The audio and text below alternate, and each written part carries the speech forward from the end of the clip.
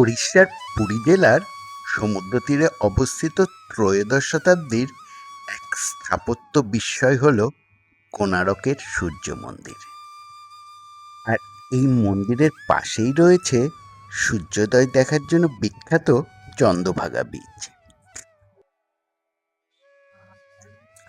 আর তার সাথে ঘুরে দেখব স্যান্ড মিউজিয়াম। চলুন তাহলে আর দেরি না করে বেরিয়ে পড়া যাক।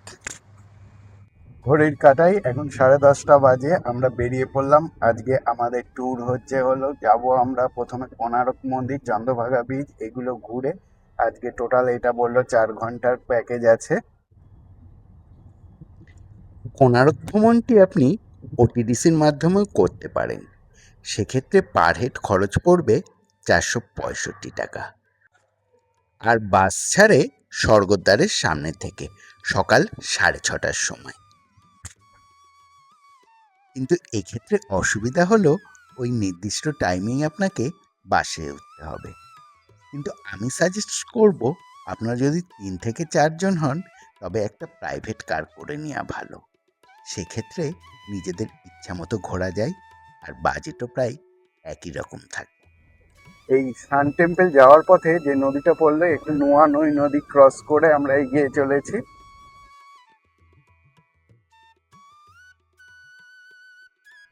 পরপর দুটো নদী ক্রস করলাম আমরা। আজকের ভ্রমণের প্রথম দ্রষ্টব্য স্থান হলো স্যান্ড মিউজিয়াম। সোনার বাংলা থেকে মোটামুটি 8 ঘন্টা সময় লাগলো এই স্যান্ড মিউজিয়াম। কেটে নিলাম স্যান্ড মিউজিয়ামের টিকিট। এগুলো পার হেড 40 রুপিস করে। চলুন তাহলে এবার ভেতরে যাওয়া যাক।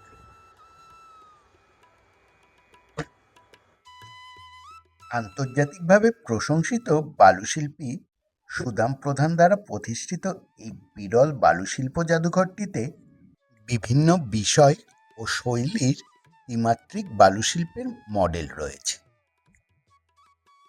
চলে এসেছি স্যান্ড মিউজিয়ামে। বালি দিয়ে তৈরি অসম্ভব সুন্দর শিল্পকার্যের নিদর্শন এখানে আমরা লক্ষ্য করছি। মানে দেখুন, প্রত্যেকটা কাজ এত সুন্দর করে করা আছে। 2018 সালের 4 ফেব্রুয়ারি প্রায় 5,000 বর্গফুট এলাকা জুড়ে এই জাদুঘরটির উদ্বোধন হয়েছিল। এই মিউজিয়ামটিতে রয়েছে নানা রকম ঐতিহাসিক ব্যক্তিত্ব, স্মৃতিস্তম্ভ, হিন্দু দেবদেবী, এমনকি জনপ্রিয় অ্যানিমেটেড চরিত্রের চমৎকার বালু ভাস্কর্য।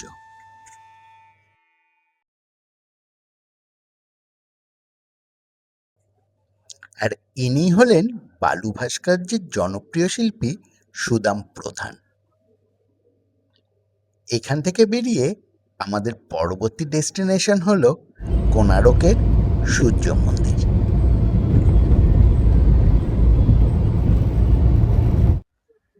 পৌঁছালাম কোণারক মন্দিরে। আমাদের পুরী হোটেল থেকে এখানে আসতে মোটামুটি 1 ঘন্টা 10 মিনিট মতো লেগে গেল। মাঝে স্যান্ড মিউজিয়ামে আমরা একটু ব্রেক নিয়েছিলাম।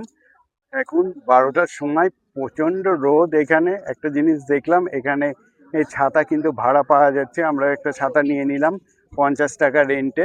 বড় ছাতাগুলো বেশ বড় সাইজের, মোটামুটি 2 জন খুব ভালোভাবেই হয়ে যাবে।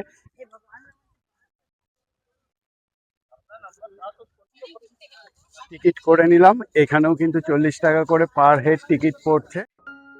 বঙ্গোপসাগরের তীরে উদীয়মান সূর্যের কিরণে স্নাত কোণারকের মন্দিরটি সূর্য দেবতার রথের এক প্রকৃত প্রতিরূপ।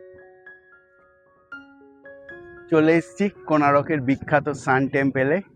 এই মন্দিরটি 1250 খ্রিস্টাব্দে গঙ্গা বংশের প্রথম রাজা নরসিংহদেব নির্মাণ করেছিলেন। কোণারকের মন্দিরে ঢুকতেই সামনে রয়েছে একটি নাট মন্দির। আর নাট মন্দিরের গেটের দুদিকে রয়েছে দুটি সিংহ, তার নিচে চাপা পড়ে আছে একটি হাতি, আর তারও নিচে একটি মানুষ।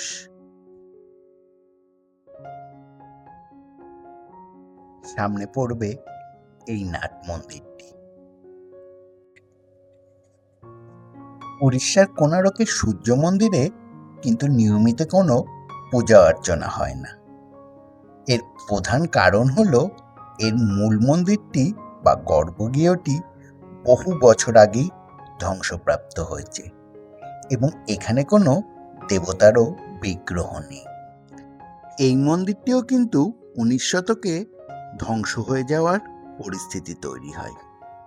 মন্দিরটিকে ধ্বংসের হাত থেকে রক্ষা করার জন্য তৎকালীন গভর্নর জন উডবার্ন 1901 সালে মন্দিরের দরজা একেবারে বন্ধ করে দেওয়ার সিদ্ধান্ত নেন। বালি দিয়ে এঁটে দেওয়া হয় এর সকল দরজা। তাই হিন্দুদেরই একমাত্র মন্দির যেখানে কোনো পূজা অর্চনা হয় না। আজও ভোরের সূর্যোদয়ের প্রথম আলো মন্দিরের প্রাঙ্গণে এসে পড়ে। মন্দিরের ভাস্কর্য অনুপম।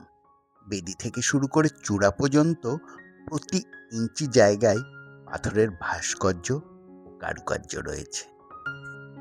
দেবতা, অপ্সরা, কিন্নর, বালিকাবধূর বিয়ের শোভাযাত্রা, রাজার যুদ্ধের প্রস্তুতি, নিত্যরত নরনারী, প্রেমিক যুগল, হাতি ধরা, শিকারের দৃশ্য ফুটিয়ে তোলা হয়েছে পাথরের বুকে খোদাই করে।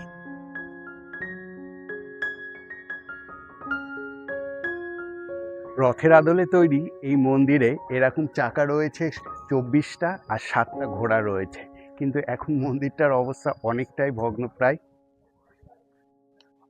ভোরের প্রথম আলোয় মন্দিরটিকে দেখলে মনে হয় সমুদ্র থেকে সূর্যদেবের রথ বেরিয়ে আসছে। যে রথে রয়েছে 7টি ঘোড়া আর 12টি করে 24টি চাকা। এই 12টি চাকা হলো 12 মাসের প্রতীক।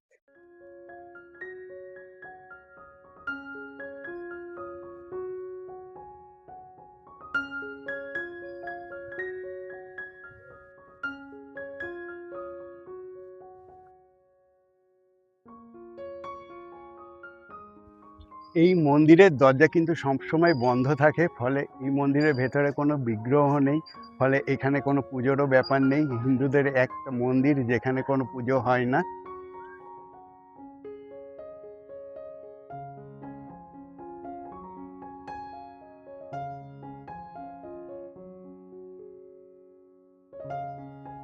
পুরীর বিখ্যাত এই কোণারক মন্দিরটি 1984 সালে ইউনেস্কোর ওয়ার্ল্ড হেরিটেজ সাইটে অন্তর্ভুক্ত করা হয়।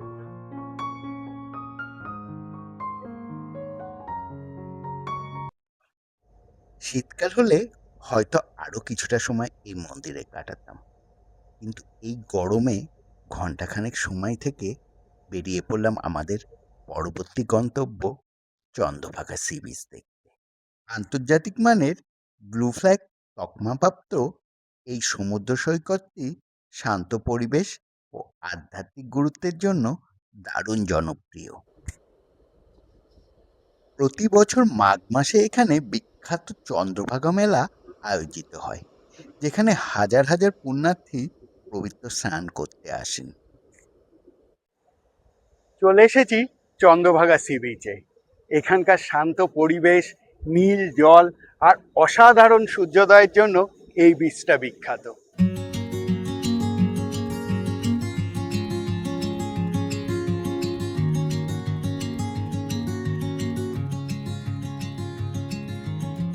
কথিত আছে কৃষ্ণের পুত্র সাম্বা যখন কুষ্ঠরোগ থেকে আরোগ্য লাভ করেছিল, এখানেই সূর্য দেবতার পুজো করেছিলেন।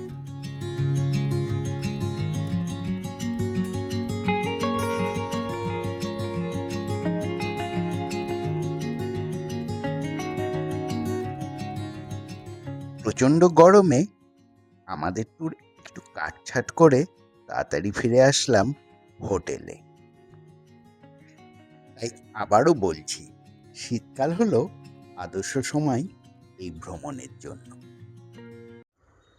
পুরীতে কিন্তু সাইট সিইং করার জন্য প্রচুর ট্রাভেল এজেন্সি আছে, কিন্তু আমরা আজকে যে ট্যুরটা করলাম কোনো ট্রাভেল এজেন্সির মাধ্যমে করিনি। আমরা সরাসরি ড্রাইভারের সাথে যোগাযোগ করে নিয়েছিলাম, ফলে ট্রাভেল এজেন্সি যেগুলো 1800 টাকা বা 1600 টাকা বলছিল, আমাদের থেকে রেটটা একটু কম পড়লো। আমাদের 1400 টাকার মধ্যে পুরো আজকের ট্যুরটা হয়ে গেল। আমাদের 4টে স্পট দেখানোর কথা ছিল, চন্দ্রভাগা বিচ, কোণারক মন্দির সহ 4টে স্পট আমরা ঘুরে আসলাম। আমাদের টোটাল পড়লো 1400 টাকা। বন্ধুরা, ভিডিওটি ভালো লাগলে অবশ্যই লাইক করে দিও আর চ্যানেলটা সাবস্ক্রাইব করতে ভুলবে না কিন্তু।